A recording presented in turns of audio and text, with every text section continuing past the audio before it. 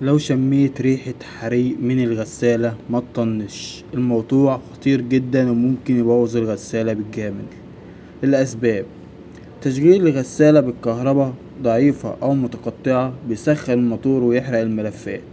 تحميل ملابس زيادة جدا يخلي الطنبورة والبلي يولعوا. استخدام سلك ضعيف أو مش مناسب، السلك يسخن ويولع. تجاهل الصوت العالي أو الريحة الغريبة، ده إنذار قبل الكارثة. الحل: شغل الغسالة على كهرباء مظبوطة بفيشة وسلك مناسب. ما تحملهاش فوق طاقتها. أي صوت أو ريحة غريبة افصل فورا وخلي فني يبص عليها. لو عملت كده هتطول عمر الغسالة وتحافظ عليها. ولو طنشت استعد انك تشتري واحدة جديدة. اعمل لايك وشارك الفيديو عشان غيرك ما يعملش نفس الغلطة.